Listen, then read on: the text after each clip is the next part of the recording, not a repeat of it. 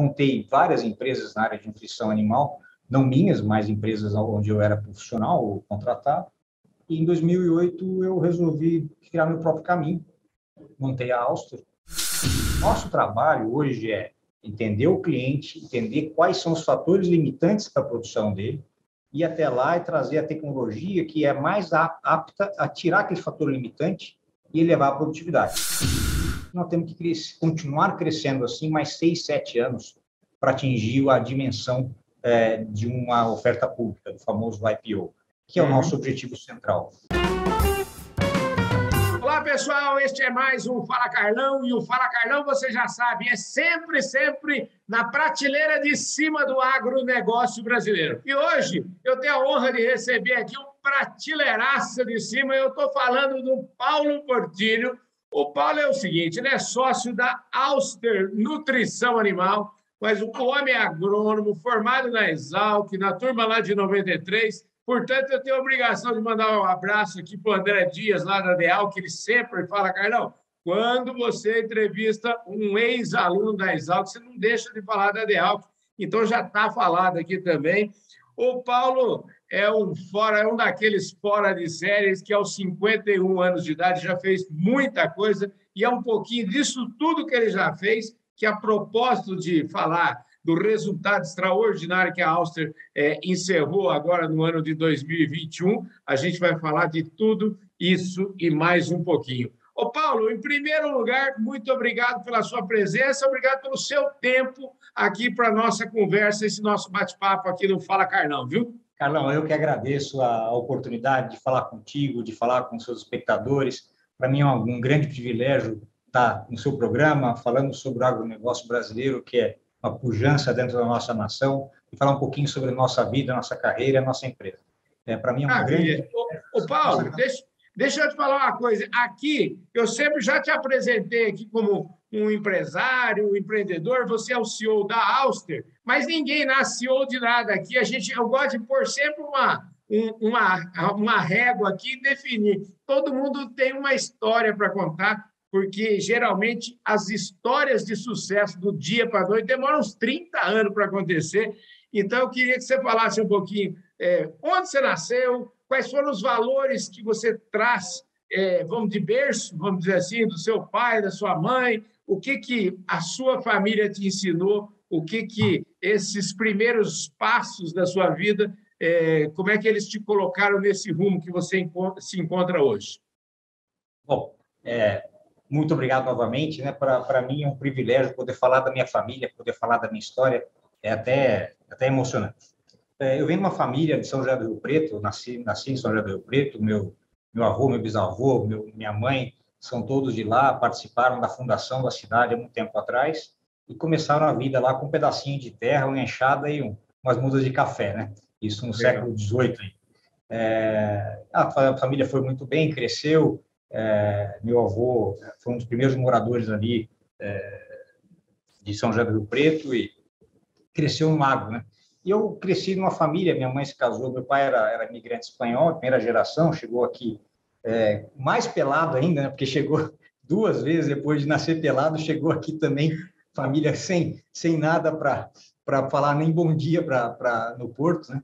E se mudou lá para a região de Nova Granada, Neto Paulista, e se casaram, minha mãe e meu pai. Meu pai criou uma carreira bastante longa e muito próspera nas lojas americanas, que era uma empresa familiar à época. Então, eu era o neto do meu avô, que é o início da família lá atrás, que adora agro, mas viveu a vida inteira em São Paulo, Brasília, onde tinha loja americana, meu pai passava.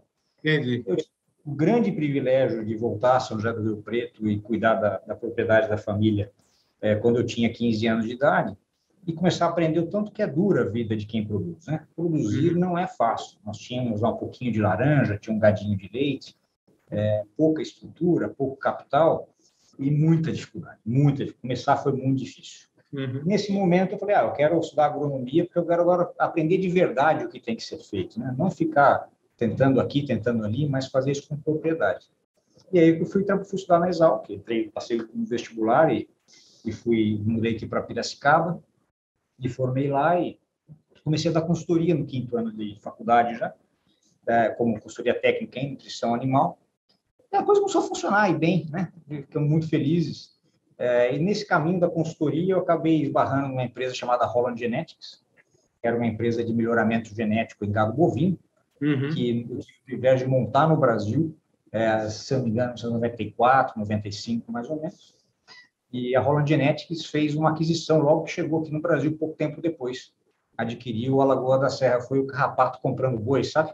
Aquela loja de 8 funcionários comprou a famosa Lagoa da Serra, que era uma empresa admirável já desde então, da família Becker e demais famílias ali de Ribeirão Preto. Então, eu tive o privilégio, com 26 anos de idade, de participar de uma aquisição de uma empresa grande. E me ensinou muita coisa.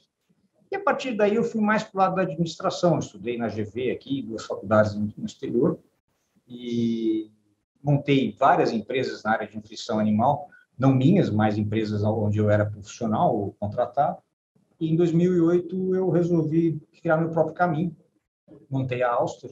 Eu e meu ex-chefe, meu outro sócio da Auster, nós somos em 2 sócios. Ele é um holandês, que foi meu chefe entre 1999 e 2006. Ele virou sócio da Auster em 2008. E nós sempre com o propósito de trazer para a produção animal o que há de melhor em tecnologia para melhorar a eficiência de produção, para melhorar a conversão alimentar, em suínos, aves de corte, postura, bovinos de leite, bovinos de corte. Nós trouxemos para dentro da empresa e começamos um trabalho intenso e incansável de difundir tecnologia, medir resultado e aprimorar processos nos nossos clientes. E está aqui a empresa, né? É uma empresa muito bem sucedida, tenho orgulho em dizer isso, que olha para o agronegócio brasileiro como seu único propósito, ou seja, nós pensamos em tecnologia, pensamos em aplicabilidade de tecnologia, considerando os nossos clientes brasileiros, e fazemos isso com um grau de eficiência bastante elevado, e nos traz resultados a comemorar, tanto para nós como sócios, como para os nossos clientes que têm benefício do nosso trabalho.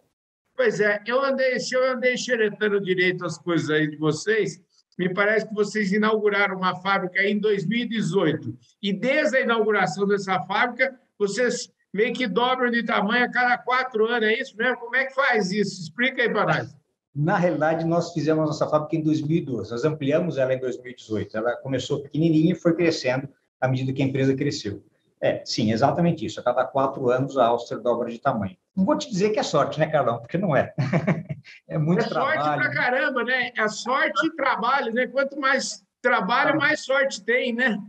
Exatamente. Então, o nosso trabalho, hoje nós temos 72 pessoas, todos funcionários da empresa.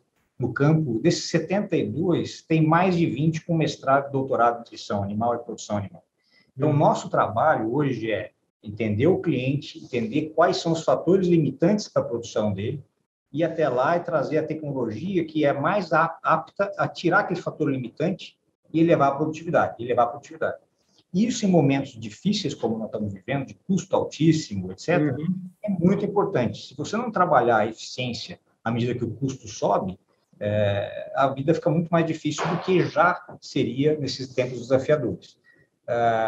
E esse trabalho nosso de diagnóstico, adaptação de tecnologia, implantação de tecnologia, vem tendo uma taxa de sucesso muito alta. E, por conta disso, nós crescemos junto com o sucesso dos nossos clientes. Mas, acredite em mim, nós pensamos todo dia no que a gente pode fazer pelo mercado, o que nós podemos fazer pelo cliente, para que a vida dele seja mais feliz e tenha um retorno econômico melhor da produção. Dá para pensar, quando você fala, estamos ouvindo o cliente, né, que você está lá, a sua equipe, os seus, esse povo, né, doutorado, esse povo que é top de linha, está lá escutando o cliente, né? Como é que é essa história? Escutar pressupõe que a gente vai devolver algo meio que customizado. Como é que isso combina com uma fábrica? E quando a gente pensa em fábrica, a gente já pensa logo em coisas, né, de prateleira, de produtos. Como é que é isso? Isso é uma excelente pergunta. Até te agradeço pela oportunidade novamente. Na realidade, não existem 2 sistemas de produção idênticos. Pode ser frango, suíno, bovino, galinha. Não existem 2 sistemas iguais e, às vezes, o que está falhando num sistema é muito diferente do que está falhando no outro. Então, Obviamente, nesse caso, a correção da falha é diferente para diferentes diagnósticos. O nosso trabalho é justamente esse, é procurar o que funciona, não é procurar o que está na prateleira para vender para o cliente. Nós temos hoje na nossa fábrica 400 matérias-primas, 300 produtos acabados, e nós vendemos isso para mais de 1.200 clientes no Brasil. 90% do que nós fazemos é customizado para aquele cliente, entendendo a realidade dele, tanto do ponto de vista de conteúdo, ou seja, o que tem que ter no produto, como da forma de aplicar o produto na fábrica do cliente. Não adianta nada eu chegar no cliente com uma solução mágica, uma excelente enzima, que a inclusão, vamos dizer, é 2 gramas por tonelada de ração, porque ele não consegue colocar isso na ração dele. Eu tenho que fazer um preparo desse produto para que ele seja aplicado na fábrica do cliente com precisão. Então, é isso que nós fazemos dia e noite, incansavelmente. Identificar o que o cliente precisa, diagnosticar a solução, aplicar a solução e medir o resultado. Faça chuva, faça sol. Essa história que você falou do medir o resultado é importante. Eu queria que a gente trabalhasse um pouquinho nesse conceito, porque eu imagino que é sempre assim, a empresa não pode ter medo de medir resultado, né? Tem que saber exatamente medir o resultado para aferir quando está tudo no caminho, mas também para identificar logo o mais cedo possível qualquer problema para fazer correção de rumo, né? Exatamente. E isso é muito importante, né? Não existe tratamento bom para diagnóstico errado, né? Se o diagnóstico errado, né? Você vai lá no médico com dor de dente, mas na realidade está com otite, aqui pertinho. O cara vai lá, tira o siso. Vai continuar com otite, não tem jeito, né? Então, para nós, o diagnóstico das oportunidades junto ao cliente, o diagnóstico daquilo que pode ser melhorado, é a base de tudo. Diagnosticou errado, trata errado. Tratou errado, não funciona. Então, sim, sem dúvida, para chegar até o cliente, entender o cliente, é o maior desafio que nós temos. E é por isso que a gente traz gente boa. Nós temos esses funcionários que foram gerentes, diretores de grandes produtores de frangos, suínos, aves e bovinos no Brasil. Esse é o pessoal que a gente traz para dentro do negócio para poder ajudar a melhoria de todo e cada cliente nosso. O mundo tem uma tendência, você sabe, eu falo aqui com muita gente, quase todo dia eu falo com o presidente de companhia aqui, e eu vejo que existe uma tendência muito grande. As empresas, elas estão, vamos dizer assim, meio que correndo da história de vender produto e, na verdade, cada vez mais se fala em pacotes de tecnologia, em soluções completas. Vocês estão indo nessa direção também? Sem dúvida. O frango, o bovino, o suíno, a galinha, não são um torno mecânico que você vai lá e troca uma peça de alumínio por uma de fibra de carbono e melhora a eficiência. A gente vai lá e mede com um paquímetro, né, e resolve. O animal vivo, ele não é um processo isolado, um fator único vai resolver tudo, assim como um fator único não vai destruir tudo. Então, você tem que entender o contexto da produção. E, por isso, para que você contextualize a produção, você tem que fazer um pacote de tecnologia. Não é um dedo de Midas que vai lá e coloca ouro em tudo, né? É muito mais os olhos de um bom técnico, um diagnóstico bem feito e, obviamente, a seriedade da empresa capaz de levar uma solução consistente para o cliente. Dentro dessa história de tecnologia, vocês estão fazendo um investimento grande, aí, me parece, na questão das embalagens, um investimento relativamente bem grande. Eu queria que você falasse desse investimento e juntasse isso tudo também com possíveis, vamos dizer assim, parcerias ou convênios que vocês têm aí com institutos, universidades. Me fala um pouco sobre essa linha de vocês. Continuamente investimos na nossa fábrica para fazê-la mais precisa e mais eficiente. O ano passado, nós fizemos um grande investimento já em equipamentos para melhorar a precisão de dosagem, mistura, e esse ano estamos fazendo uma parte de embalagem. O que acontece na embalagem é que a embalagem bem feita, o pallet bem feito, ele ajuda a formação de uma carga e ajuda a otimização de frete. E frete é um negócio que ficou caríssimo. Sempre foi caro, mas agora está extremamente caro. Energia subindo de preço, diesel subindo de preço, e a gente está vendo quanto custa isso para fazer a distribuição. Nós temos um cliente no Acre e no Rio Grande do Sul, temos um cliente no Mato Grosso do Sul e lá no Rio Grande do Norte. E nós atendemos todos na porta, ou seja, todo mundo recebe produto na porta. Então, o investimento nos sistemas de embalagem ajuda nós a ter mais eficiência no processo interno, menor perda industrial, e a formação das cargas ser mais bem feita para que o frete até o cliente fique mais barato. Então, esse é o nosso foco de 2022. É bem pragmático, mas esse é o caminho. Do ponto de vista de desenvolvimento, nós temos convênios com as principais faculdades do Brasil. Nós investimos esse ano passado quase 6 milhões de reais em avaliações técnicas em clientes, ou seja, ir até o cliente, fazer uma proposta técnica, avaliar com o custo, grande parte do custo por nossa conta, e depois medir o resultado lá na ponta. Nós gostamos muito de pesquisa aplicada, né? Ou seja, pegar o conceito, transformar num produto e colocar, vamos dizer, na verdade dos fatos, né? No dia a dia da produção.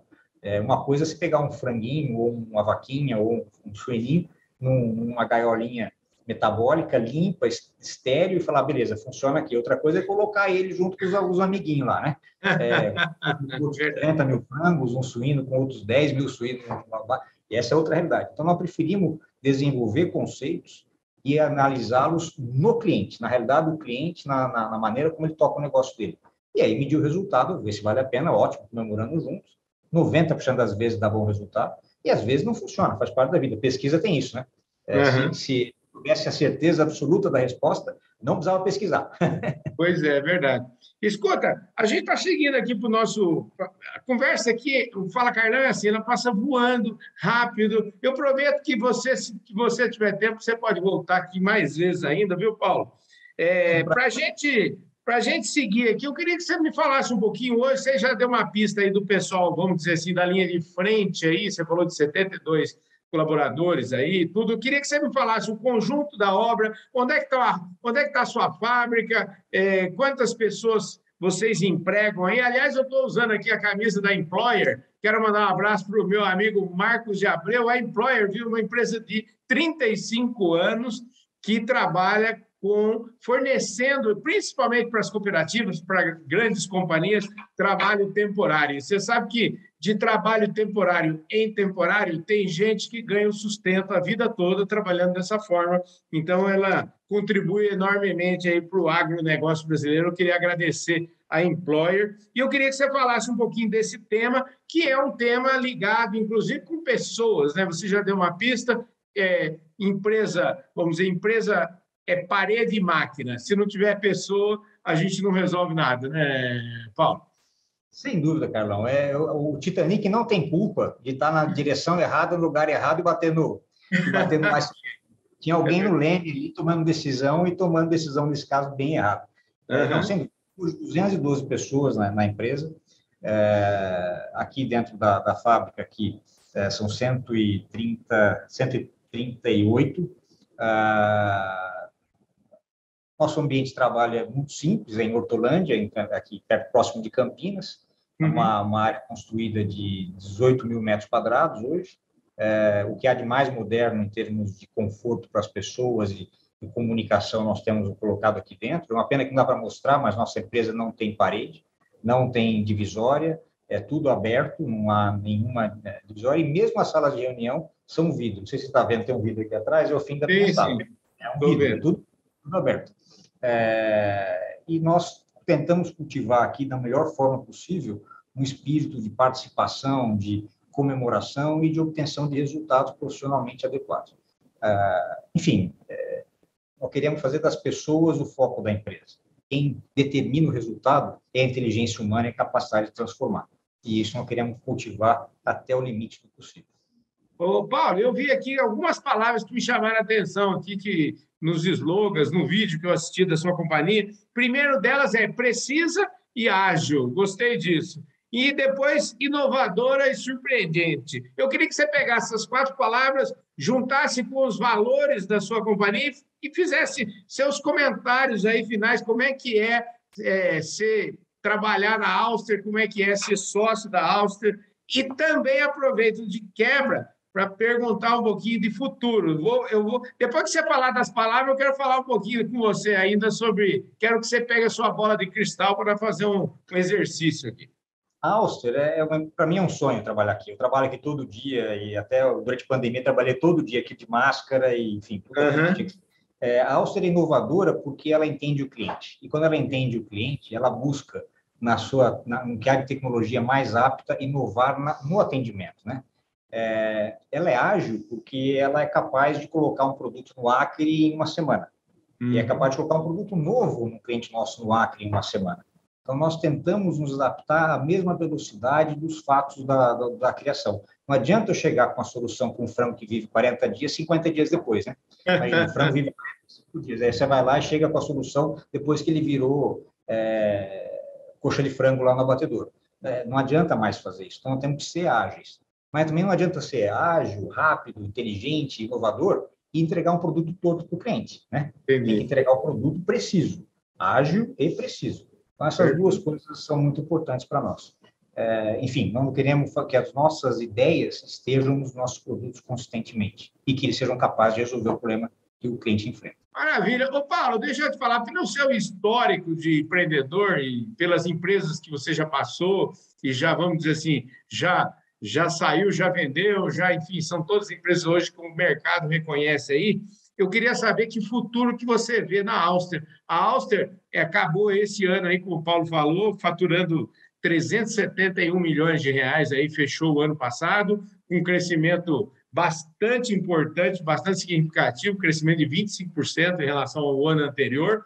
Eu queria saber que desenho que você está imaginando, que num mundo que cada vez mais... Você sabe que eu falo com muita gente, com o pessoal do mercado financeiro aqui, principalmente o pessoal da Bolsa e tal. Quer dizer, hoje a gente vive um agronegócio que é até meio desconectado, né? A gente tem a Bolsa de Valores, se for lá olhar, tem meia dúzia de 8, 10 empresas do agronegócio, e o agro é 1/4 do PIB brasileiro, é o agro. Quer dizer, uma coisa não está muito... tem alguma coisa desconectada aí. Eu queria saber se você está de olho nisso. Muito conectado. Na realidade, a Auster é hoje uma das poucas empresas brasileiras que trabalham nesse mercado de alta tecnologia para a nutrição animal. As outras empresas nesse segmento, quase todas são multinacionais, né? Posso dizer Cargill, SM, Nutreco, são muito grandes, muito maiores que nós. E nós temos um grande orgulho de vencê-las, né? Vencê-las de uma maneira positiva. Concorrência, né? Concorrência é muito boa para a economia. E nós fazemos isso ano após ano, consistentemente. Óbvio que quando você vê uma empresa crescendo dessa forma no mercado tão competitivo, ela deve estar fazendo um bom trabalho e provavelmente, em um determinado momento, vai começar a aparecer uma oportunidade de listar a empresa, de fazer um IPO, o que é que seja.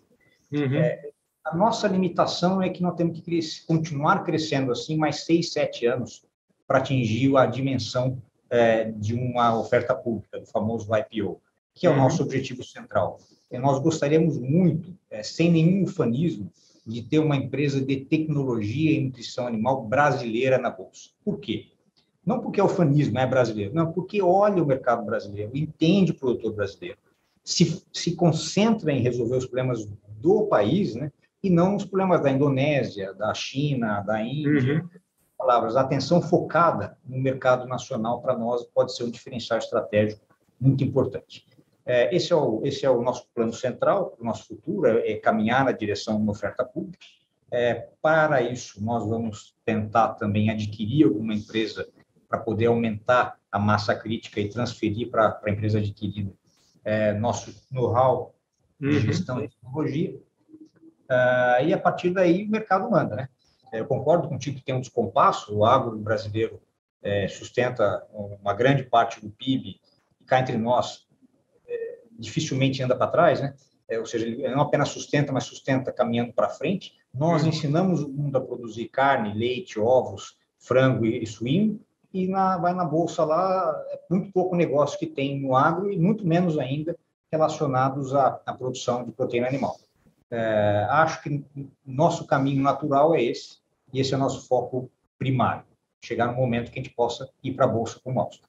Ô, Paulo, para encerrar aqui, na verdade, hoje o mercado financeiro, especialmente, tem valorizado demais as 3 letrinhas lá, o ESG, né, são 3 letrinhas aí do vocabulário. E eu costumo sempre falar o seguinte, essas 3 letrinhas, eu digo assim, para as empresas boas de verdade, as empresas que estão aí há muitos e muitos anos, para quem está no negócio, para quem é do ramo mesmo, só mudou de nome, né? Porque, na verdade, sempre teve. Eu imagino que aí a Auster deva tirar de letra tudo isso, que é você ter governança, transparência, né? Cuidando do meio ambiente, cuidando das pessoas. Isso é uma coisa trivial para vocês, eu diria?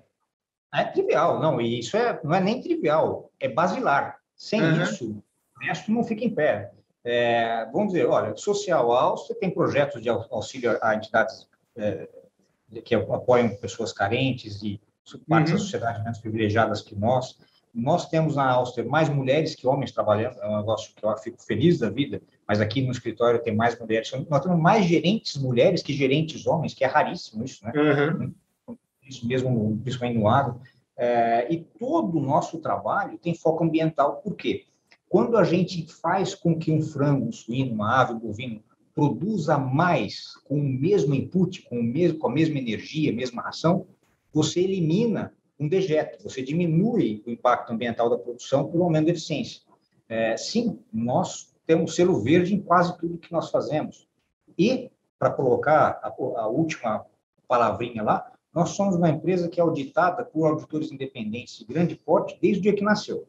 Então, desde o primeiro dia que a Áustria nasceu, em 2008, tem relatório de auditoria, nunca houve uma nota assim, mas isso aqui não foi feito direito. Zero, nunca houve uma observação. Então, sim, nós olhamos o social, olhamos o ambiental profundamente, porque aumentar a eficiência da produção é o que de melhor se pode fazer para o meio ambiente, e somos auditados e não temos nenhum problema de governança, pelo contrário. Maravilha. Deixa eu falar uma outra coisa, só para não dizer que não falei mesmo, porque eu até anotei aqui. Vendo no site, eu vi lá que vocês são muito focados, teve um crescimento de 40 e tantos por cento na área de aves, aí, de corte e postura, teve um crescimento na área de leite de mais que dobraram, cresceu na área de suínos também. Eu faço a pergunta para fechar o seguinte: a gente sabe, eu tenho muita familiaridade com a questão do gado de corte, né, com a produção de carne no Brasil, um negócio extremamente relevante, eu diria, para o globo terrestre, para o mundo inteiro, né? Como é que vocês estão nesse sentido aí? É uma das áreas onde vocês pretendem entrar futuramente? Sem dúvida. Na realidade, o meu primeiro chefe de nutrição animal, lá em 98, perguntava: por que você não vende para gado de corte? Eu falei: porque eu não vendo semente, não vendo adubo. E 97%, na época, até mais do que isso, do gado bovino brasileiro está em pasto. Então, assim, põe alta tecnologia em ração, 3, 4% dos bovinos brasileiros comem ração, os outros 97%. Óbvio que isso está mudando. Por quê? A soja aperta de um lado, a Amazônia aperta do outro, e o bovino tem que melhorar a eficiência também, vai ter que intensificar, vai ter que dar ração, vai ter que dar creep para o bezerro, etc. Nesse sentido, para você ter uma ideia, uma das coisas que nós queremos olhar na área de aquisições, se for acontecer, é aquisições na área de bovino de corte. Mas, historicamente, o nosso sucesso na área não é dos maiores, porque está no pasto, né? E aí é diferente a nutrição da ração para o animal que está predominantemente comendo forragem. Eu sou produtor de leite, minhas vaquinhas estão lá, comem ração, comem pastagem, mas é diferente, né? Você tem um animal confinado, como um suíno, uma ave, uma vaca de leite, e ter uma vaca em produção de bezerro, uma fazenda de 100 mil hectares, é bem diferente, né? Paulo, adorei a conversa aqui. Você é um cara extremamente inteligente, extremamente organizado. Parabéns aí pelo seu trabalho, pelo seu histórico. Mais uma vez, eu quero te agradecer, porque quando você dedica aqui um tempo para conversar com a gente, isso, na verdade, eu reputo como um grande elogio ao nosso trabalho, porque você está dedicando tempo aqui, não só para mim, mas especialmente para todos aqueles que acompanham o nosso trabalho aqui, e que é bastante gente. Eu vou dizer para você o seguinte: aqui pelas lentes nacionais e internacionais do Canal do Boi, a gente tem uma audiência aí de 25 milhões de parabólicas, eu estou falando de aproximadamente 100 milhões de pessoas, mais outros 10 milhões pela net, enfim, fora as nossas, somando as minhas, as do canal, aí nós temos aí aproximadamente uns 150 mil seguidores nas redes sociais. Então, eu queria agradecer imensamente, e eu tenho certeza absoluta que esse público todo adorou nossa prosa, viu, Paulo? Eu agradeço demais pela atenção, a oportunidade, fico à sua disposição, precisar de alguma coisa, você tem meu contato, é só perguntar. Para mim é uma grande satisfação poder humildemente cooperar um pouquinho com o teu sucesso e cooperar também com o futuro dos seus espectadores. É isso aí, pessoal. E se você ainda não se inscreveu aqui no nosso canal, a hora é agora. Se inscreve no canal, aperta o sininho para você receber as nossas notificações, deixe o seu like, o seu comentário e, principalmente, faça como o Paulo vai fazer. Eu tenho certeza que ele vai espalhar esse vídeo aí para todo o Brasil. Vai ou não vai, Paulo? Com certeza. Pode ficar tranquilo. Maravilha. É isso aí, gente. Muito obrigado pela sua audiência. Um forte abraço. Eu vejo todos vocês no nosso próximo programa. Valeu!